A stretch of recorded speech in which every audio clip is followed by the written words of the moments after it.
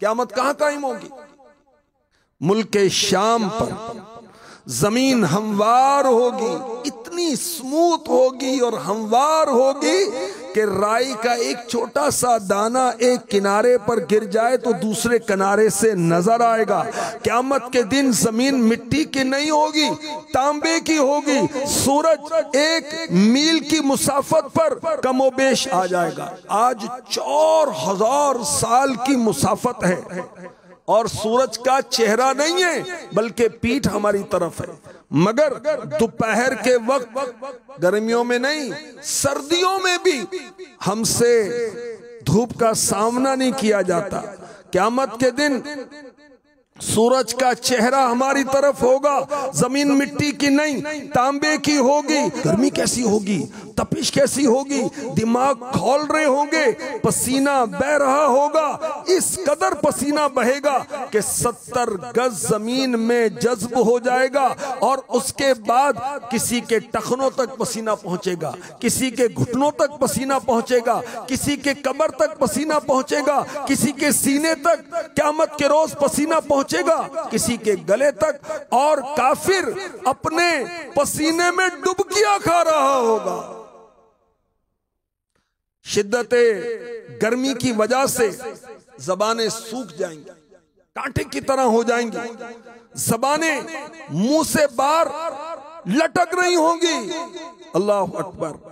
और इन हालात में कोई किसी को पूछने वाला नहीं होगा, कोई तसल्ली देने वाला नहीं होगा, कोई हमदर्दी करने वाला नहीं होगा।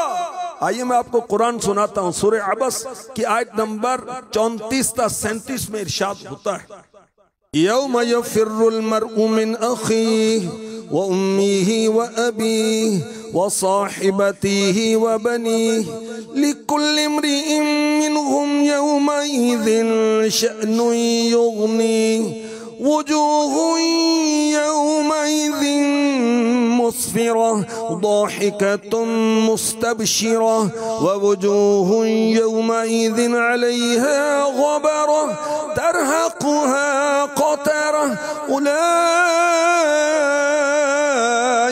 हुमुल कफ़रतुल फ़जरह। उस दिन आदमी भागेगा अपने भाई और माँ और बाप और जोरो यानी बीवी और बेटों से। इनमें से हर एक को उस दिन एक फिक्र है कि वही से बस है। कितने मुंह उस दिन रोशन होंगे, हंसते खुशियां मनाते, और कितने मुंहों पर उस दिन गर्द पड़ी होगी, उन पर स्याही चढ़ रही है। ये वही है काफिर बदकार। क़यामत का दिन कितने दिन का होगा? 50,000 साल का दिन होगा। सूरह मारिज में इसका बयान है, फी यौमिन काना मिक़दारुहु 50,000 सना। वो अजाब उस दिन होगा जिसकी मिक़दार 50,000 साल है। अल्लाह अकबर। 50,000 साल का दिन होगा। और बंदा मोमिन बाअमल मुसलमान, उसके लिए क़यामत का दिन इतनी देर का होगा जितनी देर में वो फर्ज नमाज अदा करता है। क़यामत के दिन मुसलमानों को, ईमान वालों को, अच्छे अमाल वालों को नामे अमाल सीधे हाथ में, राइट हैंड में दिया जाएगा। काफिरों को, नाफरमानों को नामे अमाल उल्टे हाथ में दिया जाएगा। और काफिर को सीना तोड़कर उल्टा हाथ पीछे निकाल कर उसको नामे अमाल दिया जाएगा। सीधे हाथ में नामे अमाल मिलने का मकसद ये होगा कि ये वो है जिससे रब राजी है।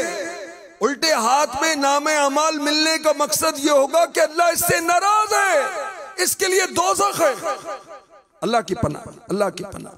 क़यामत के दिन मुंह पर मोहर लगा दी जाएगी।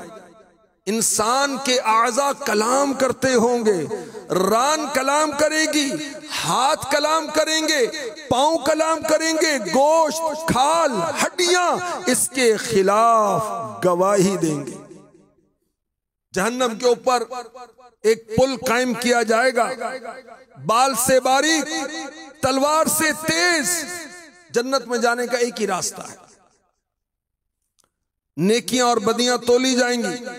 क़यामत में बेलिबास उठाया जाएगा, कोई पैदल, कोई सवार, कोई तन्हा।